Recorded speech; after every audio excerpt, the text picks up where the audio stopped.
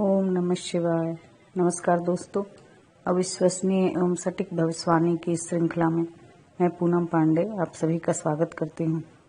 दोस्तों, आज फिर मैं एक नई कुंडली के साथ आप सबके सामने प्रस्तुत हुई हूँ। आपके स्क्रीन पे एक कुंडली दिखाई दे रही है। इस कुंडली के जातक का सवाल अपने कैरियर को लेकर था। उनकी कैरियर में अभी बहुत सारी समस्याएं चल रही हैं। पिछले 2-3 सालों से वो बहुत परेशान है। 2-3 कार्यों में उनका परिवर्तन भी हो चुका है।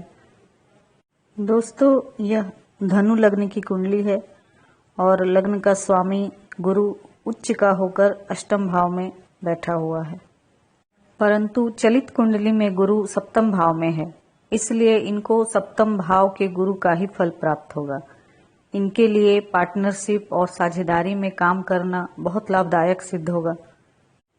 इनकी राशि तुला है और तुला राशि वालों को पिछले 2.5-3 सालों से शनि की ढैया चल रही थी। इसके कारण भी इनको अपने जीवन, कैरियर, व्यवसाय में बहुत परेशानी का सामना करना पड़ा है, लेकिन शनि की ढैया अब उतर चुकी है। वर्तमान में इनकी शनि की महादशा और चंद्रमा की अंतर्दशा चल रही है। चंद्रमा इनके चलित कुंडली में 10वें भाव में है। 10वें भाव में यदि चंद्रमा होता है तो कैरियर, व्यवसाय में स्थिरता नहीं होती, इसलिए अभी चंद्रमा की अंतर्दशा चलने के कारण इनके कैरियर में बहुत सारे परिवर्तन हो रहे हैं। 9वें भाव की बात करें तो 9वें भाव में राहु, मंगल और शुक्र विराजमान हैं। 9वें भाव में राहु का होना विदेश से लाभ, विदेश यात्रा, विदेश से व्यापार आदि में बहुत सफलता प्राप्त होती है। अक्सर ऐसे लोगों का भाग्योदय विदेश में ही होता है। वर्तमान में ये जातक भी दुबई में ही रहते हैं और वहीं इनका कारोबार है।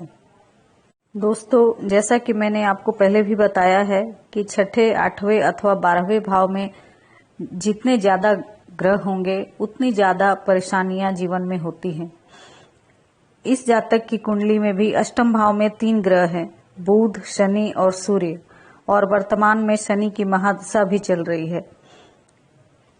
महादशा के साथ ही शनि की ढैया भी शुरू होने के कारण इनको कैरियर में बहुत सारे तकलीफों का सामना करना पड़ा।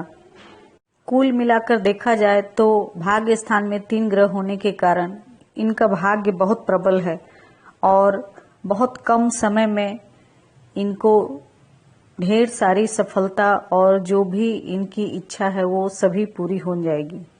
चंद्रमा की अंतर्दशा समाप्त होने के बाद मंगल की अंतर्दशा शुरू होते ही इनका बहुत तेजी से भाग्योदय होगा, क्योंकि मंगल इनके भाग्य भाव में है। तो इसी के साथ ही मैं आज की चर्चा समाप्त करती हूँ। अगले अंक में आपसे फिर मुलाकात होगी एक नई कुंडली के साथ। तब तक के लिए नमस्कार। जय महाकाल।